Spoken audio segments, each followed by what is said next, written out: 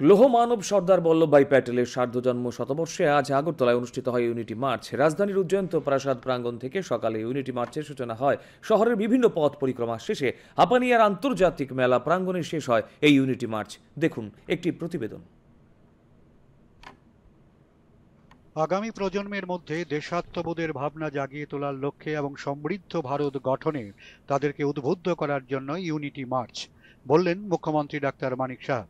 লৌহ মানব সর্দার বল্লভভাই প্যাটেলের ১৫০তম জন্মবার্ষিকী উপলক্ষে রাজ্যের যুব বিষয়ক এবং ক্রীড়া দপ্তরের উদ্যোগে ইউনিটি মার্চের সূচনা করে কথা বলেন মুখ্যমন্ত্রী। রাজধানীর উজ্জয়ন্ত প্রাসাদ প্রাঙ্গণ থেকে আজ সকালে এই ইউনিটি মার্চের সূচনা হয়। রাজ্য সরকারের বিভিন্ন দপ্তরের আধিকারিকরা, আরক্ষা কর্মী, আধা সামরিক বাহিনীর জওয়ানদের পাশাপাশি বিভিন্ন বিদ্যালয়ের ছাত্রছাত্রীরা ইউনিটি মার্চে অংশ নেয়।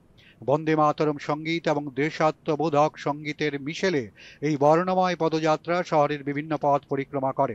মুখ্যমন্ত্রী এক ভারত আত্মনির্ভর ভারত গঠনের পাশাপাশি সামাজিক বিভিন্ন কর্মকাণ্ডে যুবাদের যুক্ত হওয়ার আহ্বান জানান। তিনি সর্দার বল্লভভাই প্যাটেলের বর্ণময় জীবন তুলে ধরেন।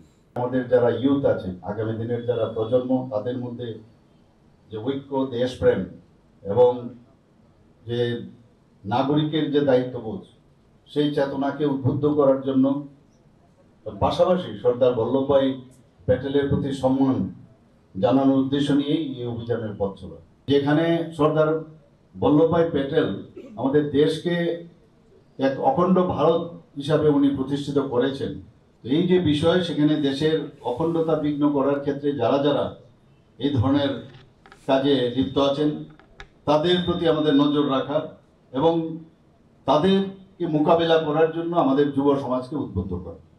যুব বিষয়ক ও ক্রীড়ামন্ত্রী টিঙ্কু রায় প্রধানমন্ত্রীর ভোকাল ফর লোকালের আহ্বানে সাড়া দিয়ে স্বদেশি পণ্য বেশি করে ব্যবহারের উপর জোর দিয়েছেন।